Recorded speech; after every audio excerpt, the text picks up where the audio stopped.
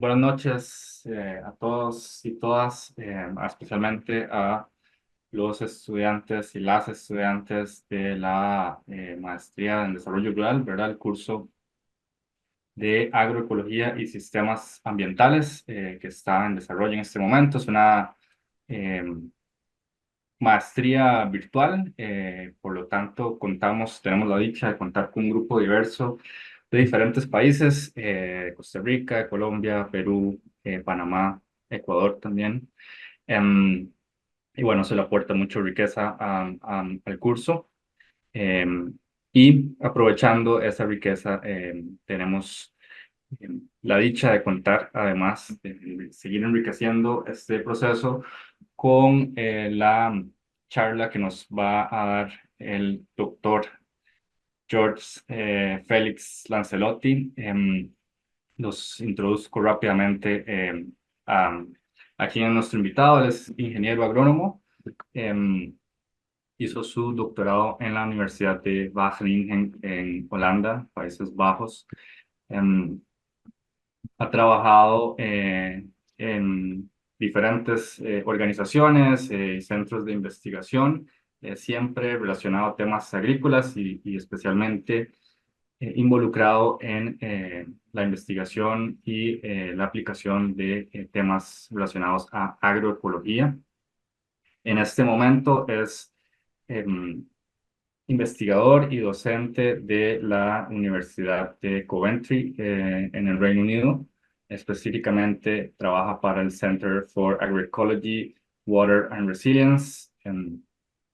Y bueno, ha tenido experiencias en diferentes latitudes del mundo, en Centroamérica, en África del Oeste, en el Caribe, por supuesto, donde es oriundo, es de Puerto Rico. Ahorita nos va a expandir un poco al respecto. En Europa también, y especialmente explora estructuras y funciones de los agroecosistemas. Además, me contó que próximamente estará regresando a su país natal, Puerto Rico, para iniciar esfuerzos para la creación de un centro en agroecología en la Universidad de Puerto Rico. Tal vez ahora nos puedas contar un poco más al respecto, Georges. Y bueno, además de esto, es un amigo personal, a quien conozco bien y sé de su trayectoria también. Entonces, bueno, yo de mi parte agradecerle a Georges por aceptar la invitación, ¿verdad? Por compartir un poco esta experiencia y específicamente en un tema que es muy, muy relevante y bueno, que se está discutiendo muchísimo actualmente, ¿verdad? ¿Cómo lo es? Bueno, la vulnerabilidad ante diferentes eventos hidrometeorológicos a causa del cambio climático que podrían verse intensificados con el cambio climático, como es el caso de los huracanes y cómo la agroecología puede ofrecer herramientas para enfrentar estos posibles impactos que, bueno, ya estamos sintiendo. Entonces, en ese sentido también el tema es muy, muy pertinente y, bueno, creo que todos estamos muy interesados de escuchar más al respecto. Sin más, George, te doy la palabra. Gracias nuevamente. Gracias a ti, Esteban, y gracias a todo el mundo por estar aquí hoy, por tomar el tiempo. Eh, Mi nombre es George, soy puertorriqueño y francés, y estoy pues trabajando aquí en Inglaterra. Eh, y Esteban me pidió que compartiera algunas experiencias con ustedes, especialmente experiencias de campo, ¿no? Sobre resiliencia agroecológica. Entonces, he planificado compartir con ustedes hoy algunos aprendizajes y, ¿cómo se dice?, observaciones tras el paso del huracán María que pasó en el 2017 en el Caribe. ¿Les parece buena idea? Sí, los estudiantes en particular. Quiero agradecer a mis amistades que veo que están conectados desde Puerto Rico, República Dominicana, Colombia, Nueva York, Vermont. Gracias por el apoyo y por compartir también. Si quisiera también extender la invitación, si quisieran aportar o hacer preguntas, por favor abran el micrófono y simplemente contribuyan. tenemos unas 2 horas, ¿no? Tenemos como mucho. Así que yo espero no extenderme tanto, porque igual estoy en Inglaterra y es la 1 de la mañana para mí, pero no me molesta quedarnos hasta las 3 de la mañana aquí conversando estos temas. Así que sin más, pues darles un poco de contexto, ¿verdad? La mayoría de ustedes conocen el Caribe. Caribe es un área muy compleja.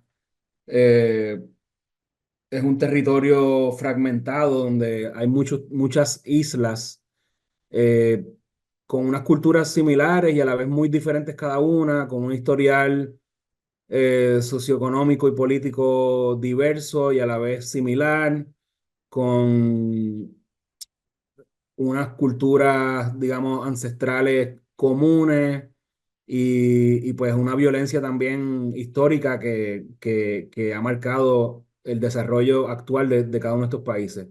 Cuando me refiero al Caribe, generalmente yo pienso en el Caribe insular, que son las islas, pero eso obviamente incluye también el Caribe continental, de la cual Costa Rica, Panamá, Nicaragua, el norte de Colombia, Venezuela, también son parte ¿cómo se llama? De esa cuenca hidrográfica, ¿no? Así que todo el mundo está representado aquí. Y una de las particularidades de la región es que tiene muchos eventos climáticos extremos, ¿no? Esto es una amalgama desde los 90 de eventos climáticos extremos en Latinoamérica y el Caribe, o sea que incluye más allá que el Caribe, pero lo muestro porque ilustra bastante bien el hecho de que nuestras regiones son afectadas anualmente por algo. Algo pasa en algún lado del continente y de la cuenca hidrográfica. Entonces, estamos vulnerables, no necesariamente estamos bien preparadas socialmente o gubernamentalmente como para atender todas esas situaciones. Y hay muchas experiencias también más positivas, ¿no? De resiliencia ante cambios climáticos o ante desastres sociales, etcétera. Antes de continuar, quería mostrar esta gráfica que esto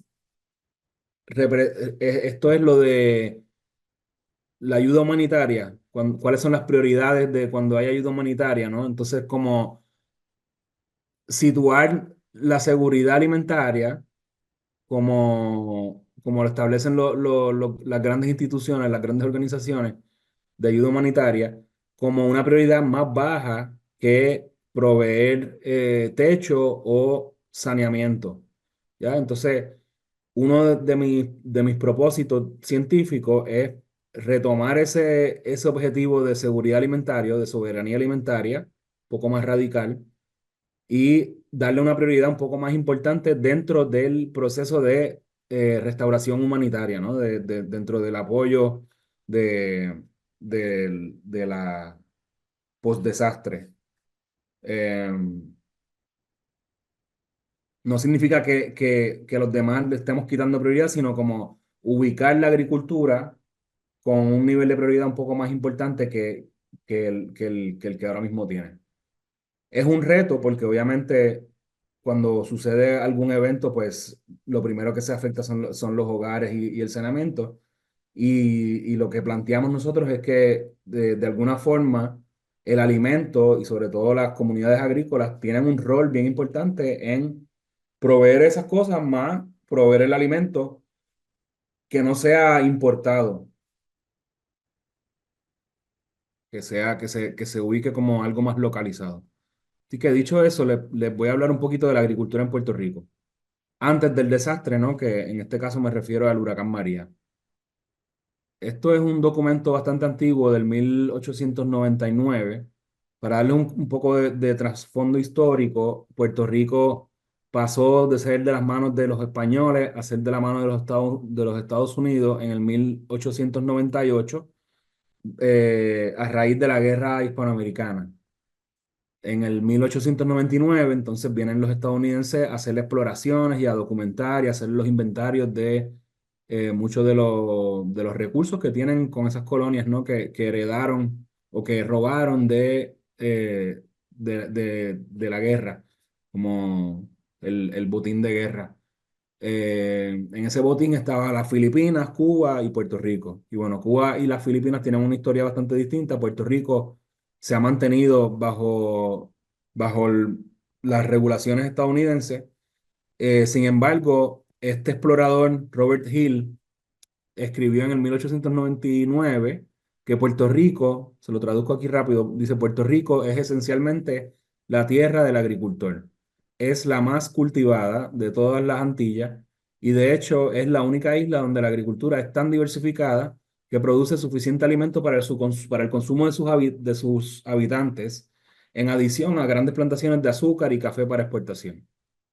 Este, es una isla, es una tierra que no está monopolizada por grandes plantaciones, sino dividida en pequeñas parcelas independientes. Y la ganadería también es una industria extensiva. Entonces, esto fue hace más de 100 años. Supuestamente éramos soberanos alimentariamente. Y ¿qué sucede? Que en el justo en ese año ocurre un huracán bastante fuerte también, se llamaba San Ciriaco. Y San Ciriaco lo que hizo fue poner el reloj en cero de, eh, nuestro desarrollo económico y social. Básicamente, el 1898 marcó el punto donde los Estados Unidos transforman su apoyo humanitario a través de el apoyo militar, a través de intervenciones militares. No voy a abundar mucho sobre esto ahora. Hay un autor de origen puertorriqueño que ha escrito bastante esto, comparando, digamos, el huracán San Siriaco y un equivalente en Texas. Le puedo dar el autor luego, que ahora se me olvidó el nombre. Pero básicamente eso cambió las dinámicas del juego. Ahora, ¿qué ha pasado en Puerto Rico desde digamos, los 60? Estos datos son de la FAOSTAT. Si para quien no conozca, FAOSTAT es una buena fuente, no necesariamente la mejor, pero es una buena fuente para tener una idea de qué está pasando en los diferentes países a nivel de indicadores agrícolas. Y estos son datos para Puerto Rico con diferentes cultivos desde los 60. Se fijarán que muchos de los cultivos han disminuido en producción total. Y sobre todo, lo más preocupante es que nuestro plato típico, el arroz con habichuela, ¿cómo es que le dicen en Costa Rica? Arroz con frijoles o gallo pinto. Gallo pinto es por la mañana, ¿no? Yo pinto solo en la mañana, arroz con frijoles, sí, el Arroz resto del con día. frijoles. Bueno, nosotros le decimos habichuelas, que son las rojas. Pues el arroz ni se cultiva desde los años 80 y las habichuelas desde los años 60 prácticamente no se consiguen en Puerto Rico. O sea que uno se pregunta de dónde viene nuestro plato principal, que es el arroz con habichuelas, ¿no? O uno de los platos principales que cada puertorriqueño y puertorriqueña consume por lo menos una vez a la semana, si no es todos los días. Luego, pues la misma, digamos, la misma tendencia con los bananos o los guineos, como decimos nosotros, aguacate, yuca, naranja, batata o camote. El tabaco fue una industria también que disminuyó y así sucesivamente con diferentes cultivos. Solo algunos cultivos como la papaya o el tomate han incrementado. Y ahora les voy a mostrar en dónde son las regiones donde se han incrementado. Todo esto para decir que la imagen es preocupante, que la producción agrícola en Puerto Rico ha disminuido bastante, pero también decir que siempre hay dos caras de la moneda, ¿no? Esto es la producción agrícola documentada. Y en Puerto Rico también hay mucha producción agrícola que no está documentada, ya sea en los patios o en pequeñas producciones, clandestinas a veces, o sea, quiero decir, por clandestino quiero decir como no documentado oficialmente en las estadísticas. Así que esta es la imagen, digamos, oficial, pero no hay que dejar de lado que hay otras historias que se cuentan detrás también. Entonces, aquí hay, de nuevo, estos son datos oficiales, ¿no? De los censos agrícolas que se hacen. pues la leche es de los productos más importantes económicamente, y así sucesivamente, ven aquí la lista em, del censo, y les muestro aquí lo que más a mí me impacta, que es la, primero, el rango de edad. Estamos con una población, o sea, déjame volver. Aquí tenemos datos de 2012 y 2018, ¿no? Entonces, como para ilustrar un poco el cambio, hay menos fincas, hay eh, menos superficie cultivada y hay fincas que son más grandes. O sea, que hay un acaparamiento de tierra, pero también hay una pérdida de productores y productoras. Lo otro es la edad. Eh, Muy pocos jóvenes, menos de 35, bastantes personas entre 35 y 64 años, que es de esperarse, pero hay muchos productores en Puerto Rico que son mayores de 65. O sea y eso también pues ha cambiado, ¿no? Del 2012 al 2018 tenemos más personas mayores de 65 y menos comparativamente en el rango de edad más productivo, que es de 35 a 64. Eso es en cuestiones de edad. Luego, en tamaños de finca, tenemos muchas fincas pequeñas que han desaparecido. Y nada más para traducir aquí, una cuerda es básicamente media hectárea, que es la unidad que se utiliza en Puerto Rico, es la cuerda, equivalente aproximadamente media hectárea. Tenemos, Antes teníamos muchas fincas pequeñas y ahora han disminuido bastante, y han aumentado hasta cierto punto las fincas más grandes, ¿no? O sea, como que eh, un poco aumento, pero en realidad donde más pérdidas ha habido es en las fincas que son de menos de 50 hectáreas, y en particular las que son de menos de 10, o sea, fincas de eh, 20 hectáreas o menos. Son fincas pequeñas, es la gran mayoría en Puerto Rico. Así que este es un poco el panorama, pues un poco trágico en realidad de la producción agrícola a ese nivel. Entonces, estos son unos datos que todavía estamos trabajando, que es un artículo que debería salir en colaboración con el Instituto Internacional de Taxonomía Tropical, eh, pero que se ha estancado un poco realmente por la pandemia. Así que yo tengo el compromiso de retomar este artículo y publicarlo lo antes posible. Básicamente, estos son índices de diversidad agrícola basados en censos en la finca. O sea, que son más allá de los censos oficiales, etcétera. Son censos que se toman a nivel local por barrio. Mientras más rojo el cantón, más diversidad agrícola, ¿no? Mientras más hacia el verde, pues es que comparativamente hay menos diversidad agrícola. Fíjense dónde son los puntos y vamos a fijarnos en el de la derecha abajo, este del 2016, donde más diversidad agrícola hay es en la montaña y en esta zona sureste de Puerto Rico, ¿vale? Esto es como índice de Shannon, es un índice de diversidad ecológico que se aplica en este caso a productos agrícolas. Entonces, ¿qué está pasando en Puerto Rico? Que mucha de esa diversidad primero viene en la montaña, donde son las zonas de caficultura principalmente, y en la zona sureste, donde se producen muchos vegetales. Ahora, esa zona sureste también coincide con las tasas de cáncer más altas en Puerto Rico, más allá de la zona metropolitana. En estas zonas que son netamente agrícolas, que hay muchas empresas agrícolas, y esto es lo que se puede llamar el cuerno de la abundancia en Puerto Rico, es donde también se utilizan muchos pesticidas y muchos productos químicos tóxicos, aplicados a la agricultura, donde muchos de los empleados no necesariamente tienen el equipo, se contaminan las aguas, las poblaciones están expuestas, etcétera. Eh, no necesariamente, ¿sabes? No necesariamente es una producción limpia, por decirlo así. Así que esto es un paisaje alarmante. Y sin embargo, hay un sinnúmero de iniciativas y cada vez más crecientes de proyectos agroecológicos que están pues básicamente estamos resistiendo a ese, primero el acaparamiento de tierra, o sea que estamos buscando la recuperación de terrenos agrícolas y no solo para aumentar la producción agrícola, sino para desarrollar proyectos que sean cónsonos con nuestro medio ambiente y en particular en un contexto isla, ¿no? Donde no tenemos hacia dónde escapar, no tenemos hacia dónde expandirnos si las tierras se contaminan y tampoco tenemos de dónde traer alimentos si las vías de comunicación se cortan del extranjero.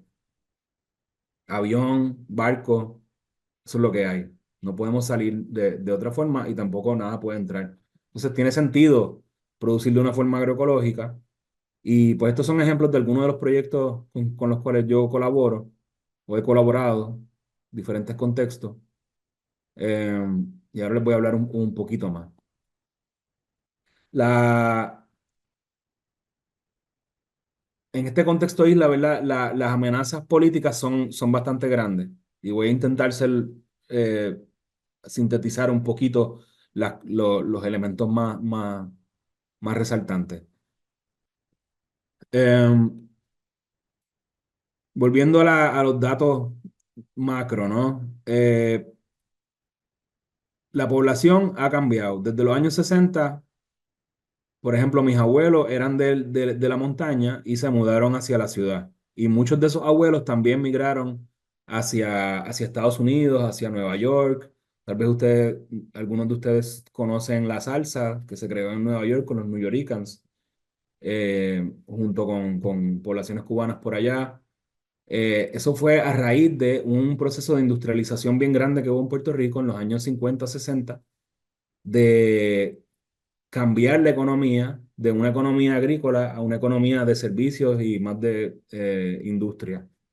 Um, pues con eso vino un despoblamiento y una migración rural urbana que marcó, ¿verdad? La demografía de Puerto Rico.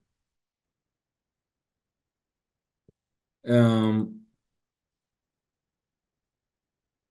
esto es interesante porque en realidad eh, dice aquí que la población urbana aumentó, pero también está pasando algo interesante, es que no necesariamente lo que es rural se considera rural en Puerto Rico porque tenemos, por ejemplo, carreteras asfaltadas. Entonces, en censos oficiales también aparece zonas rurales como si fuera urbano. Así que hay que jugar con estos datos y analizarlos un poquito más.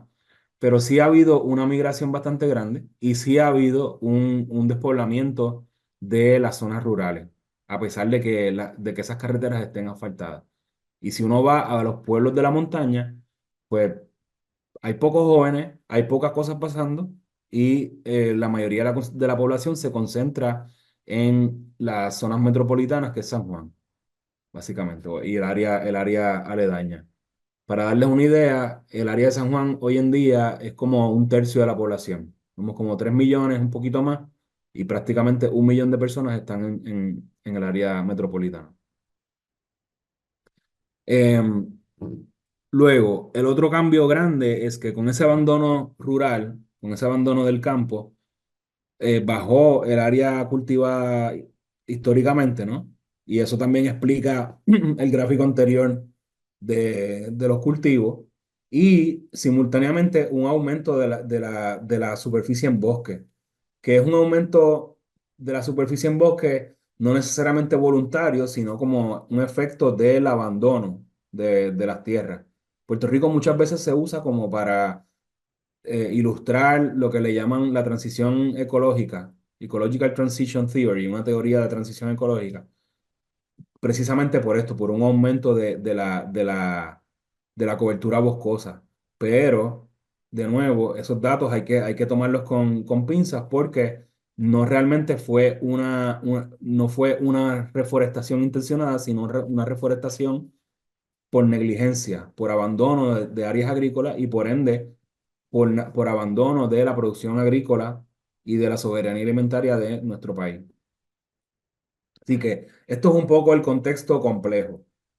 En el 2017 llega el huracán y el huracán fue bastante intenso, categoría 5 de 5 y no vino solo. Primero fue Irma con muchas lluvias y luego 2 semanas después llegó María con muchos vientos y pues estos son parte de los paisajes, ¿verdad? Que se pudieron ver justo en los días después del paso de ese huracán. Así que todo esta como complejidad de ser una isla caribeña con grandes importaciones de alimentos, con, con una situación cultural y política bastante particular, nos azota el huracán y nos quedamos con un país prácticamente destrozado.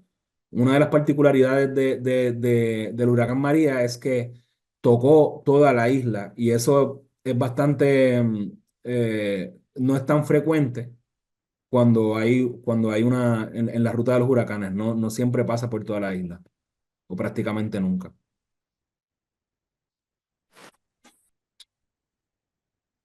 ¿Conocen Naomi Klein,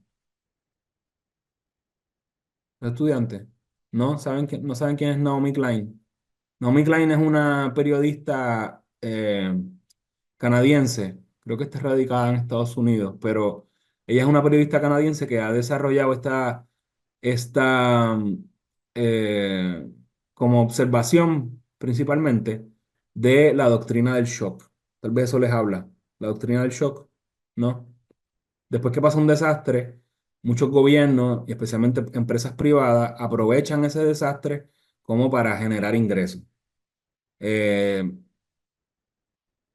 eh, ¿Cómo les digo? Un ejemplo es, por ejemplo, nada que ver con el huracán, ¿verdad? Pero imagínense, como para ponerlo en contexto, vino la pandemia y muchas empresas empezaron a crear mascarillas.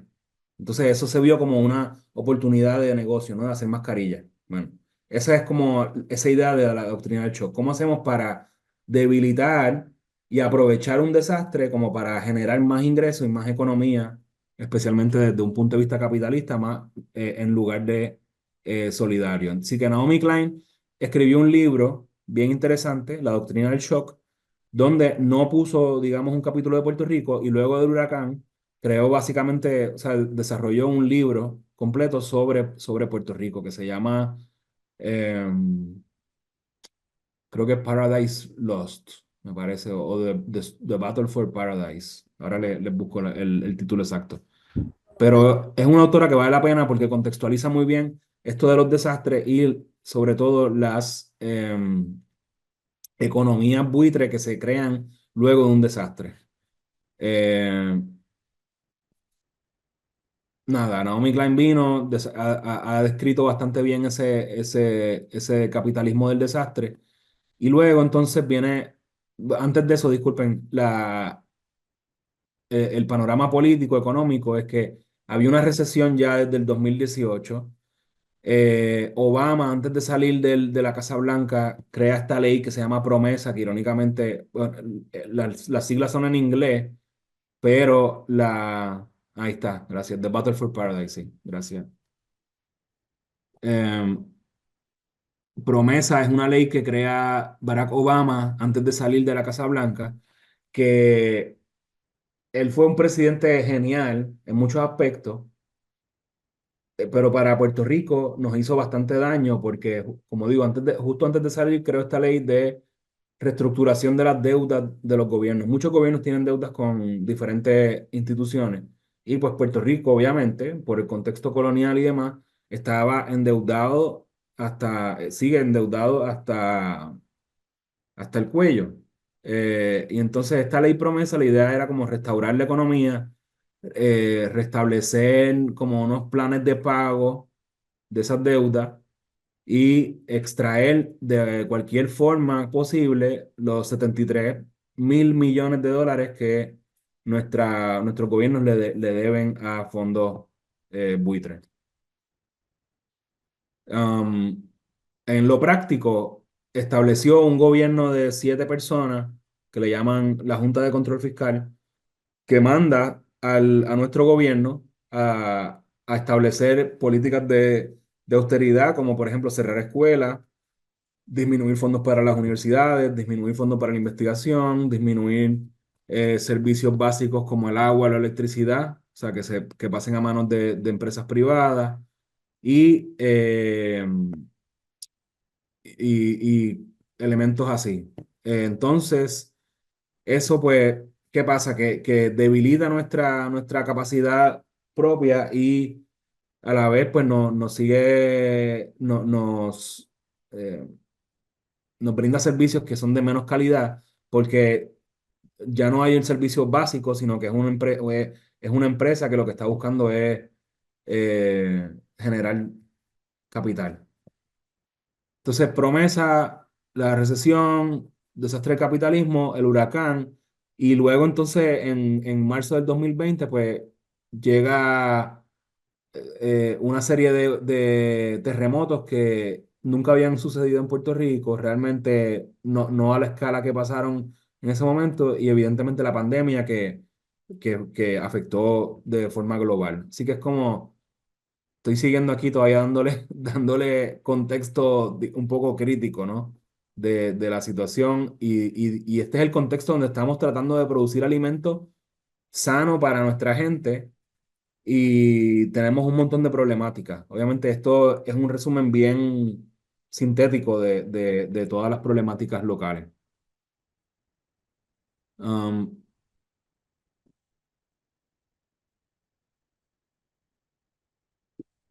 de diferentes formas, cuando afecta el huracán, localmente, incluyendo en la diáspora, ¿no? Comunidades latinas en Europa o en Estados Unidos, buscamos cómo apoyar y cómo echar a Puerto Rico para adelante. Mucha gente decía, Puerto Rico se levanta, ¿no? Como eslogan. Inclusive tengo amigos que decían como Puerto Rico no se levanta porque nunca hemos estado de rodillas, siempre hemos estado de pie aquí aguantando y luchando por este país. Y mientras tanto, pues el gobierno de Estados Unidos, que en ese momento era dirigido por Trump, eh, eh, falló de una forma artística el apoyo, ¿no? De nuevo, fue un apoyo humanitario militarizado. Las agencias internacionales clásicas no llegan a Puerto Rico porque somos parte de Estados Unidos directamente, o sea que es territorio estadounidense. Y ese apoyo militarizado en realidad dio mucha pena porque eh, alimento básico, por ejemplo, que la gente necesitaba, lo que tenían eran cajitas digamos, imagínense, cajitas de Burger King en cartón o de McDonald's con M&M, con Smarts, con Snickers y bebidas altamente azucaradas para poblaciones que están en mucha vulnerabilidad. Eh, nada, eso era como un ejemplo. Y pues nada, también surgió creatividad artística, ¿no? Ustedes saben que Puerto Rico también es un antro de artistas, tanto gráficos como musicales. Así que salió mucha eh, creatividad respecto a esa situación en ese momento. Y esto pues es un ejemplo de esas ilustraciones. Ahora viene, ¿verdad? Voy a entrar un poco más en lo que sucedió con el huracán y el enlace y cómo enlazarlo con la cuestión alimentaria. Fíjense primero que los paisajes se modificaron grandemente y de una forma muy súbita. Fue un proceso que fue desconocido, como les dije, porque tocó la isla entera, comunidades enteras arrasadas. Y este proyecto acá, no tanto agrícola, pero más bien un proyecto forestal de producción de madera, 1.000 cuerdas, que son básicamente 2.000 hectáreas, no, 500 hectáreas, ¿verdad? De bosque que se fueron al suelo de una noche para otra. Esta imagen es del huracán Irma, el primero que les comenté, que pasó por el noreste, clásica la ruta, mucha lluvia, bastante inundaciones, y luego 2 semanas después pasó María, y ese ojo de María pasó desde el sureste hasta el noroeste, disculpen. Así que cubrió la isla entera con unos vientos huracanados increíbles y azotó toda la isla de una forma que fue sin precedentes. Déjenme mostrarle algunos de los efectos. Esto es en la montaña, antes y después. Una bomba nuclear, básicamente. Se secó la vegetación, se cayeron los palos, se perdió suelo de la montaña, o sea que mucha erosión en los cuerpos de agua. pérdidas de infraestructura, ¿no? Puentes enciales, por ejemplo, carreteras enteras destruidas, pero sobre todo este fue un puente que se arrasó con el volumen de agua antes y después. Eh, el sistema eléctrico que se cayó, esto es apenas 3 semanas después del paso del huracán y solamente había electricidad en San Juan, que es el área metropolitana, en Ponce, en algunos otros bolsillos, pero básicamente la isla se quedó sin luz, sin electricidad por mucho, mucho, casi demasiado tiempo. Y pues obviamente eso afectó el suministro de alimentos desde el exterior, pero también el suministro de electricidad en hospitales, ¿no? O sea, personas con diálisis, con necesidad de hacer diálisis, de cambiar la sangre o bombas de asma o lo que sea, se quedaron sin electricidad, especialmente las poblaciones más vulnerables. Otra de las ilustraciones que salió para aquellas personas que son familiarizadas con Marvel es esta superheroína, la borinqueña. Y aquí está gritando este número 4645 que fue el estimado de pérdida de vida. No necesariamente por el huracán directamente, sino por los estragos que pasaron después del huracán, por el mal manejo de la situación. Es, localmente. Y esto fue un estimado realmente porque se comparó las pérdidas de vida de un año comparado a la misma fecha del año anterior o de años anteriores. Así que el número exacto pues es desconocido, pero este fue el número que se utilizó como eslogan también para reclamarle al gobierno el mal manejo y el mal uso de fondos y el chiste que tenían con esa restauración después del paso del huracán. Eh, nosotros escribimos un capítulo, que también puedo compartirle al profesor aquí para que lo tengan de referencia sobre eh, agroecología y resiliencia que retoma bastante de los elementos que estoy conversando aquí hoy. Entre ellos, ¿verdad? Elementos biofísicos. Aquí ven mientras más rojo, esto es un mapa que se hizo sobre, ¿cómo les digo? No lo hicimos nosotros, se lo hizo un laboratorio en Estados Unidos, entiendo. Pero básicamente retoma la pérdida de cobertura boscosa. Como les dije, Puerto Rico está bastante cubierto por árboles, entonces un huracán se nota bastante lo que es la cobertura boscosa. Generalmente cuando uno hace un estudio de cobertura, se estudia lo verde, ¿no? Como un indicador que se llama NDVI. En este caso se estudió lo marrón, ¿no? ¿Cuál es la reflexión de los satélites, de las fotos aéreas las imágenes satelitales en cuanto al marrón, ese cambio entre antes y después?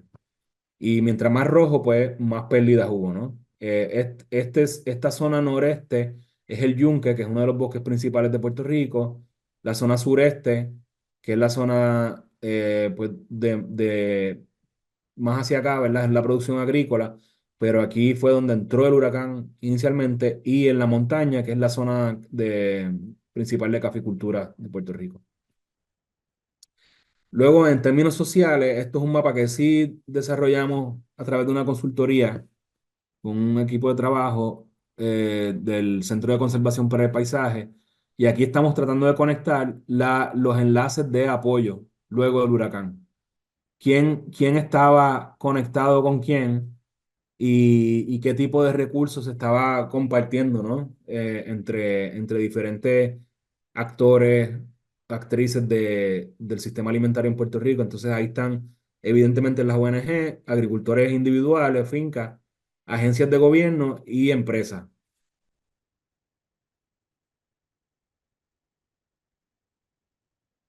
Les voy a mostrar algunas imágenes de fincas específicas, la mayoría de estas son amistades mías, que publicaron fotos antes y después, que fue muy interesante eh, retomar esa misma imagen, ¿no? Del cambio con el huracán y cómo afectó los diferentes paisajes. Esta finca en particular es un bosque agroforestal que, ¿sabes? Es lo más parecido a un bosque natural. Fíjense los daños que causó y los deslizamientos. Entonces uno ve una imagen así y dice, bueno, esto es grave. Sin embargo, si no hubiese habido toda esa cobertura boscosa, tal vez el daño hubiese sido más grave todavía. O sea, así es como un poco uno de los ángulos de análisis que se le puede dar a estas imágenes. Esta es otra finca donde se produce semilla, es de las pocas, es la única finca en Puerto Rico, eh, tal vez diría una de dos fincas en Puerto Rico donde se produce semilla orgánica. Oh, perdón, me adelanté. Y pueden ver el daño, ¿no? Queda bastante marrón el paisaje, como si fuera una bomba nuclear realmente que pasó. Se perdieron muchos de los cultivos y lo más difícil de recuperar, o digamos, no necesariamente difícil, pero lo más costoso de recuperar son esas infraestructuras de producción, ¿no? Esos túneles, los high tunnels que le llaman. Esta es una finca urbana en el norte. Realmente no es una finca muy grande, es un patio bastante grande, amplio, donde se produce mucho alimento, mucha medicina, se producen talleres de agricultura aquí y de cocina. Y esta imagen para mí me impacta mucho porque no es solamente el daño que se hace en la finca, sino lo que viene de afuera, ¿ya? Estas planchas de zinc, no sé cómo la llamarán en Costa Rica o en otros países, eh, se despegan de los techos y vuelan y crean, perdón, y crean, ¿cómo se dice? Pueden ser un riesgo muy grande para la salud de seres humanos y de animales cercanos porque estas cosas se despegan del techo, vuelan y se vuelven proyectiles. Y un zinc en los vientos huracanados puede cortar cabezas sin problema. Se vuelve un machete volador. Entonces, eso ya vamos viendo que los problemas se van incrementando y, y pues que son difíciles de manejar en cualquier caso. Esto también nos lleva a cuestionarnos, pues no solamente la idea de la soberanía alimentaria como concepto filosófico, político, radical, sino que también tenemos que pensar de una forma radical, ¿verdad? Nuestro alojamiento, nuestras construcciones, nuestros sistemas de agua, nuestros sistemas de manejo de desperdicios, nuestro transporte. ¿Cómo repensamos todo eso de una forma que sea menos dependiente a elementos del exterior y que sean más resilientes o más resistentes a esos eventos extremos, ya sean sociales como ambientales? Otra finca, esto es en Canóvana, inundaciones, ¿no? Entonces, replantearnos el uso de tierra, tú sabes, estos son áreas que son típicamente inundables, que prácticamente nunca se inundan, pero cuando se inundan bien y pues hay pérdida.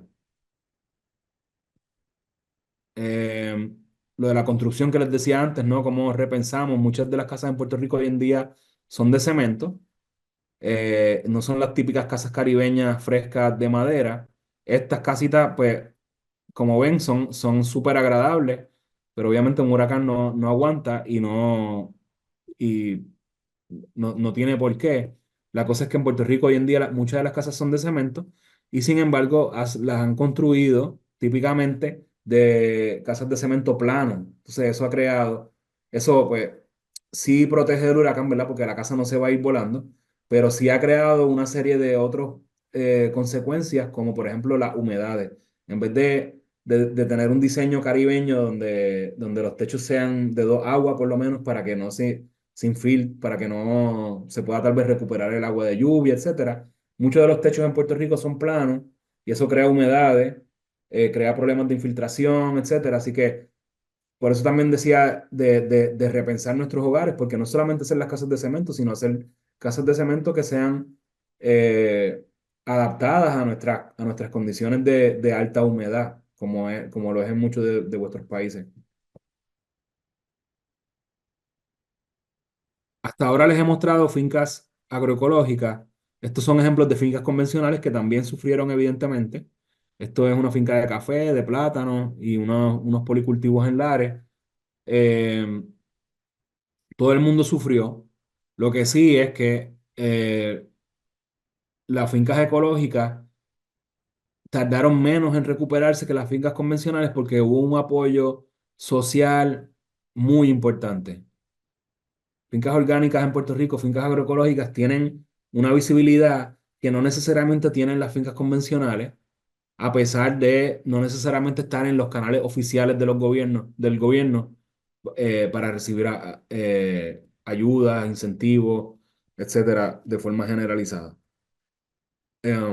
Para darles un ejemplo, hace 20 años no había ningún mercado orgánico en Puerto Rico y hoy en día, en cualquier fin de semana, se consigue, en cualquier lugar de Puerto Rico, se consigue algún mercado ecológico eh, que antes no había. Ahora hay como 6 o 7 que están bastante constantes en los últimos 10, 15, 20 años.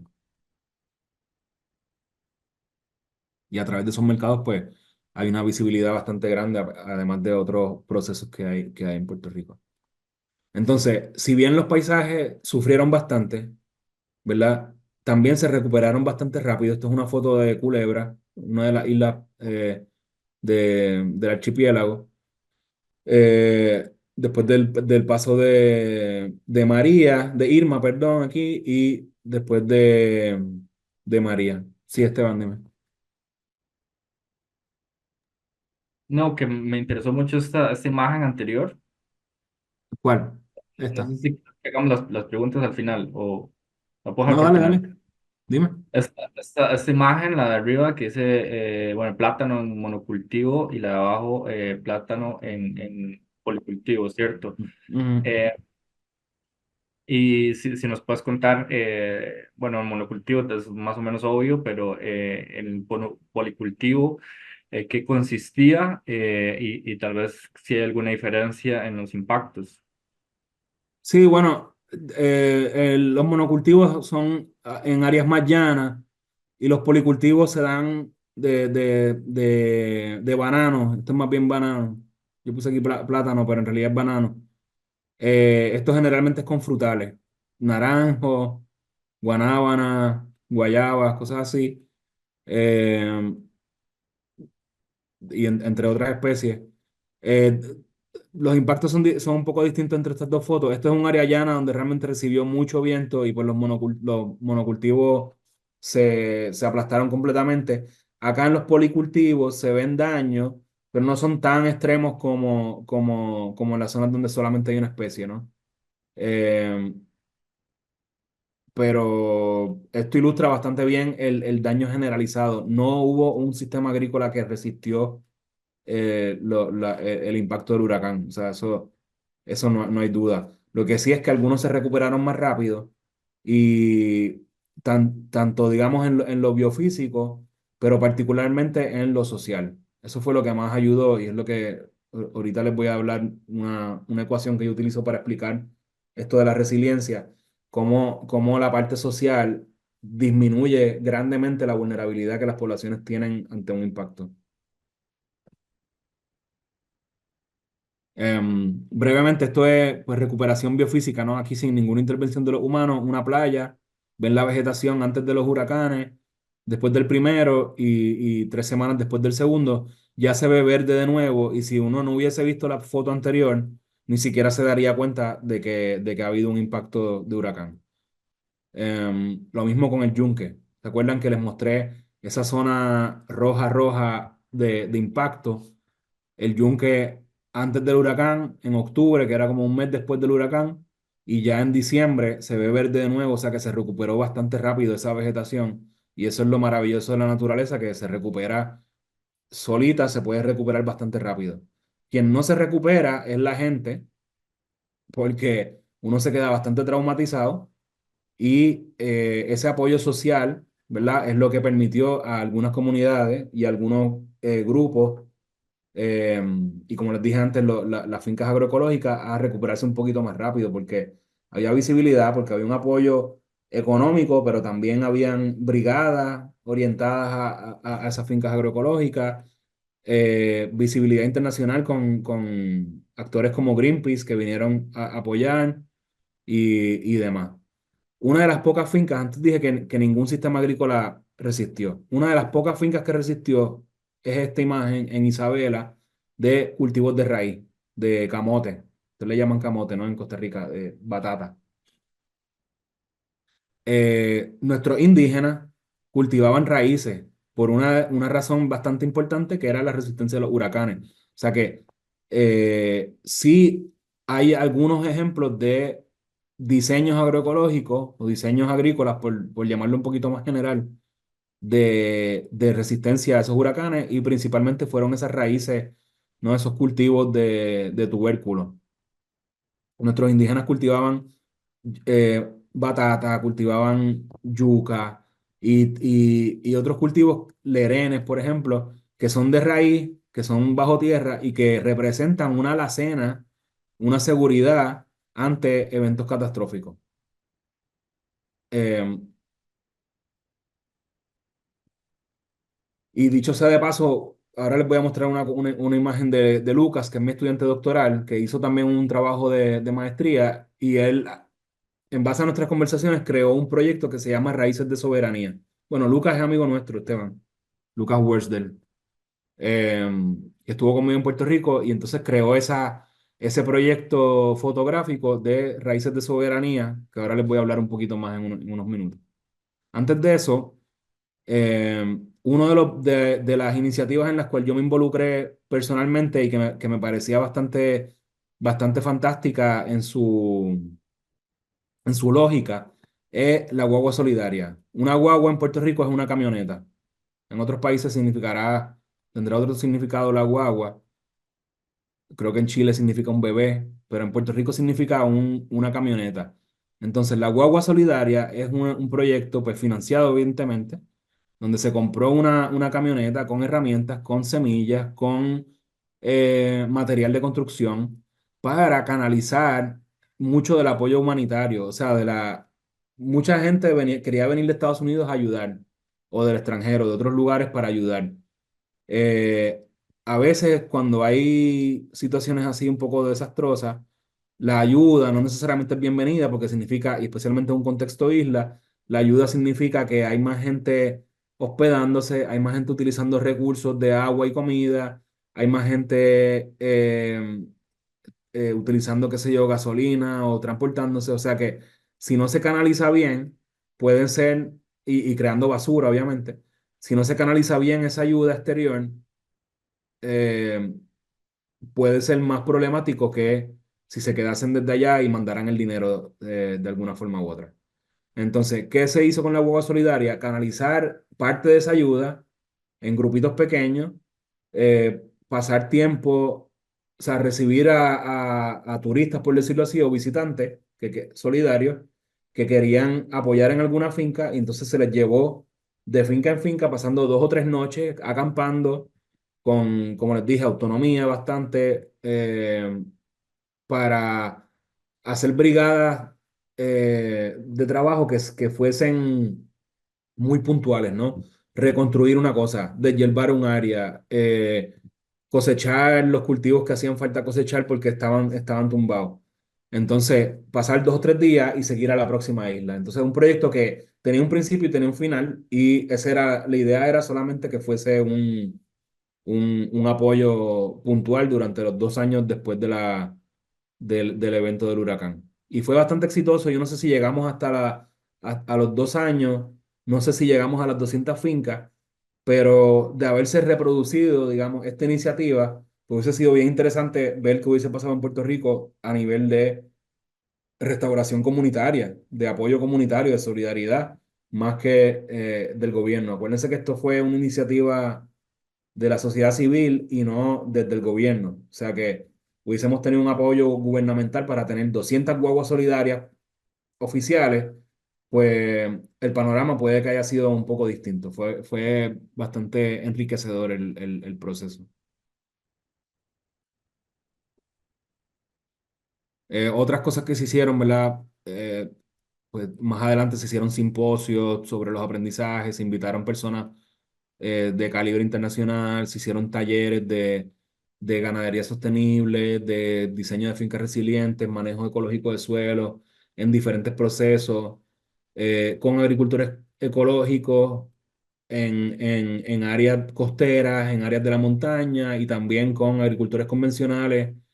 eh, para entablar esa conversación, que no se quedara un apoyo únicamente agroecológico, sino que se expandiera a comunidades agrícolas que son más que típicamente utilizan agrotóxicos y demás, y explorar alternativas hacia la transición también y la transformación de esos sistemas.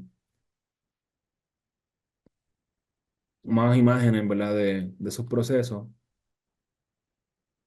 Em, Eso fue combinado con algunos financiamientos que se recibieron para promover, bueno, esto se sigue haciendo, pero en el contexto del huracán, por ejemplo, logramos enviar personas a Cuba para entrenarse como en fincas bien particulares, resilientes a huracanes, que han tenido esas experiencias, cuáles son los diseños, se entrenaron personas de Puerto Rico y personas de Haití, se mandaron a Cuba, a Colombia. Y esos conocimientos se trajeron a Puerto Rico de vuelta a través de actividades y talleres. Esto fue una de las cosas que, sí, que se hizo, que ha tenido efecto y se siguen haciendo en diferentes contextos a través de la isla. Esto lo interesante es que es un apoyo obviamente entre la academia y los movimientos sociales y eso pues, esas colaboraciones siempre son fructíferas, o la mayoría de las veces, siempre y cuando se vaya con una actitud de solidaridad y no de extracción. Entonces, aquí un ejemplo, por ejemplo, de esos efectos, ¿no? Si conocen a Altieri y a Eric Holt, son calibre internacional en agroecología, vinieron a Puerto Rico, hicimos un taller de diseño agroecológico en una finca en la montaña, en el proyecto agroecológico campesino. Y esta es de las cosas interesantes. Esto es una historia entre miles que hay. Ahí, ¿verdad? Agricultura ecológica de hace más de 10 años, pues en esas conversaciones como que se repensó un poco el sistema. Ven aquí el cambio que hubo en términos de diseño, y no solamente hubo cambios en términos de diseño, o replantearse un poco los distintos diseños, y estas fotos ya son viejitas, la finca ha evolucionado desde entonces, pero también hubo un proceso de eh, introspección de esos principios agroecológicos y una capacidad entonces de poder transmitirlos a otros productores, ¿ya? Esto es una imagen de hablando con Francisco, Aix y Gustavo, los productores de esta finca, y conversando con Francisco, que también es un agricultor orgánico, pero tiene una tendencia más convencional, más,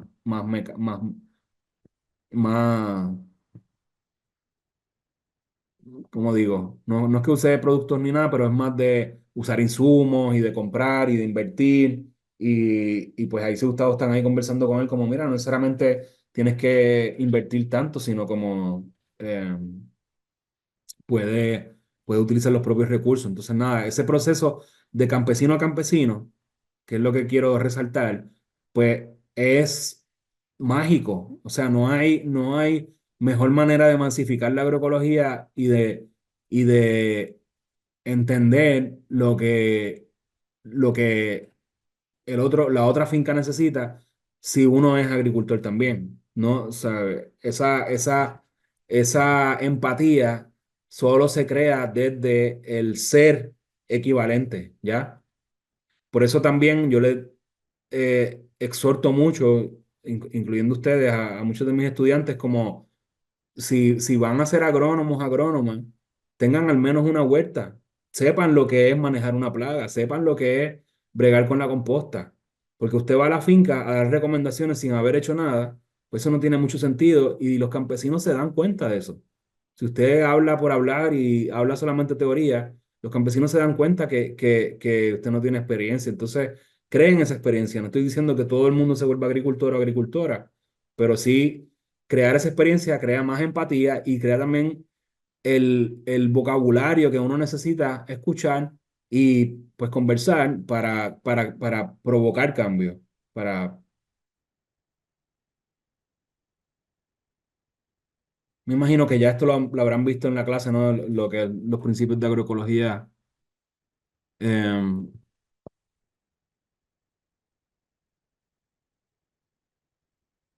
diversidad, eficiencia, sinergia, reciclaje, interacciones.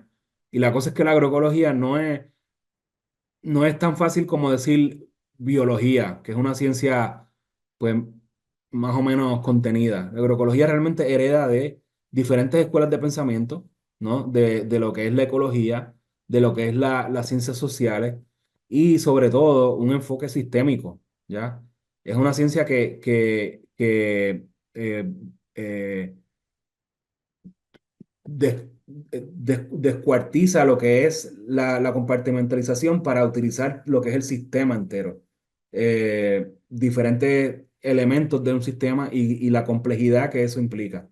Estoy hablando aquí de la ciencia y evidentemente no se basa en solo observaciones científicas, o sea, estos son prácticas ancestrales, son prácticas indígenas y de comunidades campesinas, y también, que es la complejidad de esta disciplina, es que hay unos principios y unos valores políticos y sociales que emanan de los movimientos sociales, o sea que es una cuestión bien compleja entre ciencia práctica y movimientos sociales donde convergemos para transformar los sistemas alimentarios.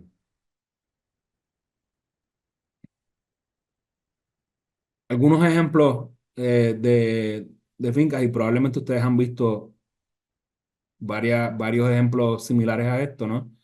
Entre servicios ecosistémicos y la intensidad de los sistemas agrícolas, ¿no? Un área de muchos servicios ecosistémicos son estos bosques naturales donde hay conservación de especies, hay servicios culturales, hay servicios de conservación del agua, del suelo, etcétera, pero no necesariamente son productivos. Un sistema productivo, pues ya no tiene tanto, no provee tantos servicios ecosistémicos y donde nos queremos ubicar es en esa transformación de sistemas agroecológicos que son bien productivos, tienen muchas funciones y también producen muchos servicios a las comunidades aledañas de conservación de especies, de manejo del agua, de manejo de los residuos, de los sedimentos, etcétera. Así que la idea no es dejar de producir, sino producir mejor y producir, diseñar las fincas con estructuras que sean lo suficientemente complejas para producir servicios ecosistémicos con bastante abundancia y lo suficientemente sencillas como para que no sean necesariamente un bosque natural.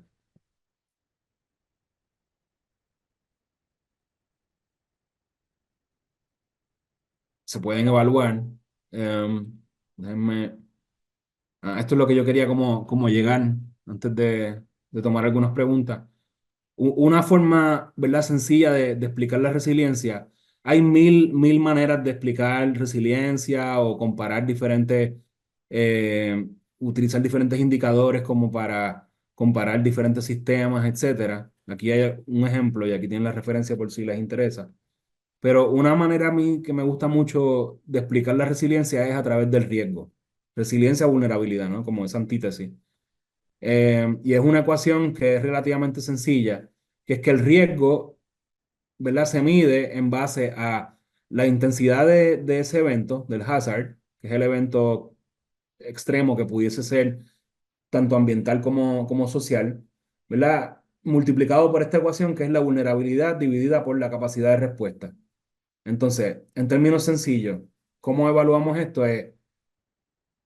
Esa vulnerabilidad son básicamente elementos biofísicos, todo lo que representa la resistencia del sistema, esa estructura. la matriz del paisaje, la diversidad de plantas, las tasas de materia orgánica, la, las estructuras que protegen el suelo, etcétera. Todo eso de vulnerabilidad se explica, por lo menos en esta ecuación, y obviamente podemos abrir un debate súper extensivo sobre todas estas definiciones, pero esta manera a mí me gusta mucho explicar que es que la vulnerabilidad se le atribuye a elementos biofísicos y la capacidad de respuesta a elementos sociales o políticos, ¿verdad? Conocimiento, manejo, recursos disponibles, no solamente económicos, sino también recursos humanos eh, y, ante todo, la organización social. Entonces, son cosas que no necesariamente se miden directamente, pero se pueden evaluar de una forma u otra para entonces utilizar esta ecuación y contrarrestar, digamos, lo que es y explorar más bien cómo los elementos sociales de la producción agrícola contrarrestan esos elementos esa vulnerabilidad que puede tener un paisaje. Em, por ejemplo, una finca agroecológica súper diversificada, que no está conectada con sus vecinos, que no está conectada con las redes sociales locales, que no tiene un apoyo externo importante, no necesariamente está tal vez a un riesgo bastante mayor que una finca que no necesariamente tiene toda la diversidad, pero que sí está bien conectada con su comunidad. Entonces, eso es como nos permite, digamos, explorar también de cuán importante es las redes sociales, y no estoy hablando de redes sociales virtuales, sino redes sociales reales, dentro de esos sistemas alimentarios, ¿no? Como contextualizar que el agricultor, la agricultora, no está solo, está en un contexto que es comunitario, que es nacional, que es regional, que es global, ¿ya? Entonces, en el contexto de un huracán, pues todo el mundo sufre el huracán, pero estas partes son las que hacen la diferencia y sobre todo esa capacidad de respuesta que, como he dicho antes, se puede definir por la capacidad de la, o sea, la integración social que tiene esa finca o ese proyecto en la comunidad. Esto es una manera bien sencilla y obviamente no es la única, pero es una forma que a mí me resulta cómoda de, para explicar y para entender lo que es la resiliencia y el riesgo a desastres en general. Aquí un ejemplo que hicimos cuando vino Altieri, ¿verdad? De, digamos, cómo evaluamos en unas matrices un poco subjetivas, ¿verdad? Lo de los principios de la agroecología, en una finca en particular, y cómo utilizamos entonces escalas de, por ejemplo, del 1 al 4 subjetivas, donde se conversa con el productor diferentes indicadores para definir lo que es vulnerabilidad en este caso y lo que es definir la capacidad de adaptación, ¿ya? Entonces, no es súper exacto, es muy subjetivo, pero obviamente esta subjetividad es lo maravilloso que nos permite entrar en diálogo. Ya no es solamente evaluar, sino realmente entrar en diálogo y ese diálogo nos permite progresar, ¿no? Y transformar en base a esas evaluaciones colectivas que se van haciendo. Esto es un ejemplo, obviamente. Y, y para llegar al proyecto de Lucas, esto fue cuando este Lucas es amigo nuestro de Esteban y yo. Él estuvo en Puerto Rico explorando el pasado, el presente, el futuro de la soberanía alimentaria en Puerto Rico a través de fotografía participativa. Eso fue súper nítido. Algunas personas que están en el Zoom hoy lo conocieron o lo conocen. Y él ahora mismo está en Puerto Rico de nuevo haciendo doctorado con Coventry sobre eh, la coinnovación y la transición agroecológica en el Caribe. Eh, Algunas de las preguntas de investigación son estas, por ejemplo, ¿cuán similar son los sistemas agrícolas a los sistemas naturales, ¿no? Esa biomímesis. Preguntas relativas a la neuromímesis, que se traduce como en cuáles son las redes sociales en las cuales los agricultores están enlazados, o la etnomímesis, que es qué tipo de conocimiento se está compartiendo entre productores. Y aquí algunos resultados preliminares. Esto es un arqueólogo bastante importante de la Universidad de Puerto Rico en Utuado, que expresa claramente que la agroecología es político, ¿no? La alimentación es algo político, no es solamente productivo, o sea, biofísico.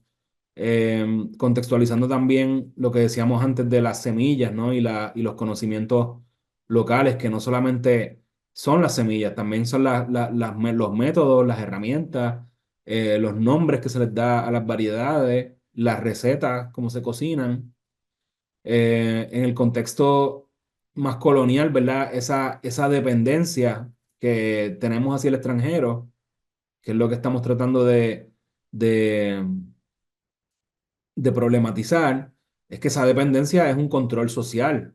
Entonces, como a través de la agroecología estamos realmente retomando el control de nuestras vidas, cómo esas teorías radicales de soberanía alimentaria nos permiten eh, contrarrestar lo que es la dependencia y hablar más bien de autonomía o de manejo propio de nuestros sistemas alimentarios, de nuestras comidas y de nuestros transportes y nuestras maneras de relacionarnos entre nosotros.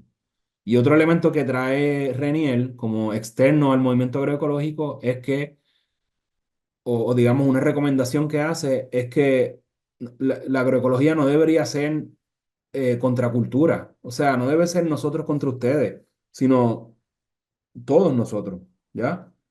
Y a esto me refiero como los agricultores convencionales, no necesariamente ven bien el hecho de tener pelo largo, y yo soy el primero que tiene el pelo largo, o de llegar, tú sabes, con ideas, que sé yo, o teorías de la Pachamama o cosas así, como que no es el vocabulario necesariamente que hablan nuestros campesinos. Entonces, cómo en vez de alejarnos de lo que es nuestra cultura campesina, estoy pensando también, no sé, por ejemplo, el uso de alcohol o el uso de drogas y llegar y decir, es que la marihuana y la Pachamama y todo esto, así es como vamos a transformar el mundo. Eso no necesariamente es el vocabulario que utilizan nuestros campesinos. Y entonces, ¿cómo vamos? ¿Cómo le llegamos a las comunidades para inspirar más que impactar? No sé. Bueno, pudiésemos seguir hablando de esto por hora. Em, Aquí hay otra aprendizaje. Voy a ir pasando esto para cerrar. Solo quería mostrar esta imagen que es bastante impactante también en ese proceso de fotovoz, ¿no? De lo que hicimos de trabajo de campo. Es que se le entregaron cámaras a una serie de productores, tomaron fotos de lo que significa la soberanía alimentaria para ellos en sus contextos. Y esta foto que nos llegó de una vaca cualquiera, pues cuando la vimos por primera vez fue como, mira qué linda esta foto de la vaca, sin ningún contexto particular. Al hacer las entrevistas subsiguientes, ¿verdad? Ya con las fotos impresas, las cámaras se recibieron, se imprimieron las fotos y se vuelve a hacer la entrevista al productor, Augusto en este caso, que alguno de ustedes conoce, nos explica que esto no es una vaca cualquiera, que esto es un toro, que ni siquiera es un buey, es un toro que está lleno, que tiene testículos, que es un toro de raza criolla, que lleva más de 500 años en Puerto Rico, que trajeron los españoles en algún momento, son cercanas a las vacas Jersey, eh, bajitas, fuertes, y que ellos están en su proyecto recuperando esta semilla de ganado criollo que tiene triple uso. ¿Ya? No es solamente la carne o la leche, sino también el arado del suelo. Y esto es bien importante porque en un contexto, particularmente isla, donde no necesariamente la gasolina llega siempre o que la gasolina está cara, pues depender de un tractor que depende de gasolina no necesariamente es resiliente. Sin embargo, una tecnología como esta, ancestral, sí que puede permitirnos ser más autónomos, con sus dificultades, ciertamente, pero es una vía de autonomía para el campo. Así que es bien interesante que a través de las fotos, muchas veces la imagen dice mucho, pero la historia dice mucho más. Entonces, lo importante también de escuchar. Em,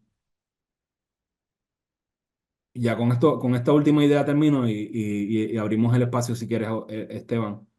Estos cambios de actitud son importantes, ¿no? No digo que hay que escuchar, es no llegar como técnicos y decir, yo soy el ingeniero, yo soy el único que sabe la información. Es más bien llegar con una, una actitud solidaria, una actitud empática y una actitud sobre todo horizontal más que vertical, ¿no? Ven la diferencia entre estas dos imágenes donde el técnico llega en su automóvil nuevo, sus botas nuevas, pidiendo y extrayendo información del campesino que pues está en su humilde piedra sentado con la realidad que es la del campo, versus una situación donde el técnico realmente se hace parte del grupo, escucha y contribuye desde la solidaridad y el diálogo de saberes y no necesariamente desde el conocimiento absoluto por haber ido a la universidad. Y entonces yo creo que eso es algo que trae la agroecología y es un servicio, digamos, escondido de lo que la agroecología puede aportar, que es recrear comunidades y espacios más solidarios entre nuestros procesos. Aquí, bueno, añadí esta imagen, pero en realidad tal vez no tiene mucho sentido. Lo que sí es que resaltar que en Puerto Rico hay algunos procesos de educación agrícola. Yo prontamente me voy a integrar en el programa de agronomía en Mayagüez, que es la universidad principal que es de agricultura convencional, donde, como dijo Esteban al principio, la idea es crear un laboratorio de agroecología y agroforestería. Hay un programa de bachillerato en agricultura sustentable que algunos de ustedes hoy han sido partícipes en Utuado. Yo he sido profesor allí. Hay personal en el Servicio de Extensión Agrícola y en la estación experimental que tratan de promover, aunque sea la agricultura orgánica y la cultura campesina, que eso pues hay que valorarlo de alguna forma u otra. Y hay diferentes talleres y procesos de educación formal y no formal que se están dando en Puerto Rico hoy en día, con cambios de actitud interesantes. Este, y el último punto es de no olvidar que hay muchas personas que son agricultores autodidactas que no por usar químicos son malas personas, tal vez es lo único que les ha funcionado y hay que hablar ese lenguaje, hay que, como decía Raniel, ¿no? De no ser contracultura, sino escuchar, observar y entender qué es lo que está pasando ahí y cómo desde el exterior se puede apoyar esos procesos de transformación. Así que nada, sin más, gracias por haber participado de esta charla.